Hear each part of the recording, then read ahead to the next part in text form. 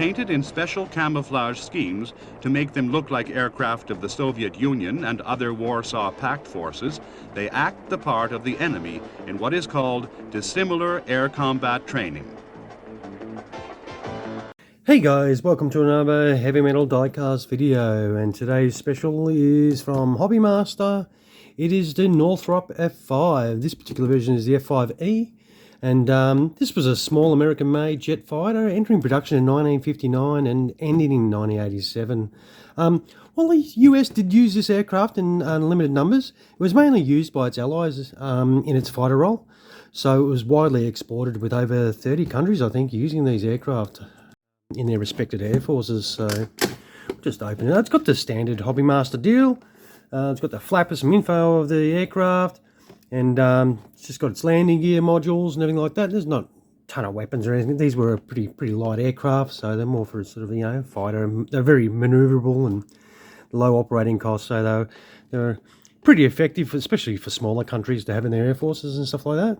So I think there are around 1,204 A, B, C, D versions of these made, and there were 1,399 EF versions, and this particular version, as I said, is the E version here. So what we'll do, we'll get this bad boy open. So here we have it out of the box. It does come with the standard stand. It's got the little pin so you can pull the different parts out. It makes it a bit easier to extract from wheels up, wheels down, and obviously that stand that you have to put together.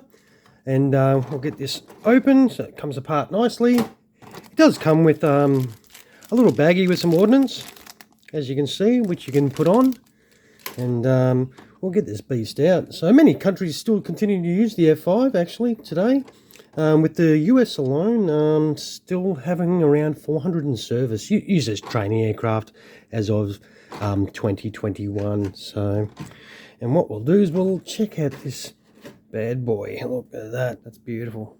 The paint scheme on this is really nice. I think it's a fantastic camouflage scheme. As you can see, we'll have some really close details. This aircraft is from the 527th Aggressor Squadron, which was based in England from 1976 to 1988. They were used to help train US pilots through Europe to train against the Eastern Bloc type of aircraft that they would be facing. So these would play the role of the enemy, hence the camouflage scheme that it has. It's very similar to those that the Eastern Bloc aircraft were sporting around that era. And even the same that goes for the nose numbers here. They're very similar to what the Soviet aircraft used to have, or I think still do. A lot of the markings on the Soviet aircraft are those big numbers on the front nose. And that's why this aircraft is sporting this paint scheme and numbering system on it.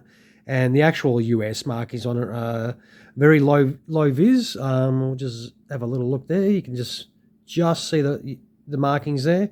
These were one of the first aircraft to actually start using a very low vis star and US markings.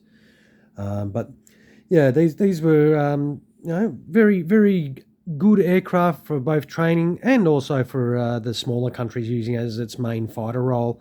It's very nimble, very fast, very cost effective, and I think they're you know, pretty aggressive looking little fighter. And I don't know if anyone remembers the good old original Top Gun, the good one with the F-14s in it. Greetings.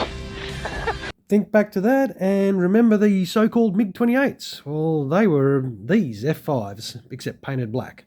So underneath, the details are really nice as well, and I think overall it is, as I like to say, pretty cool bit of kit, and I think it's a nice looking unit. And the canopy obviously does come off, so you can put that figure in. But what we'll do, speaking of putting stuff on, we will put the landing gear and accessories on and have a look at this beast all kitted up. So this is with all the accessories on, and as you can see, it's a pretty hefty load for this little guy. I think overall it's a very full load for sure for this little F-5. It's definitely a good looking aircraft.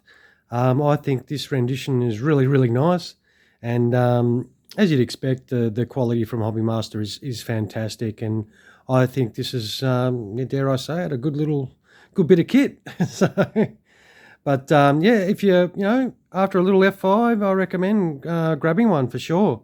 And yeah, as I said too, like if you want to put it on the stand, you have to take that little ordnance piece out and pretty much put it in flight position if you want to chuck it on the stand.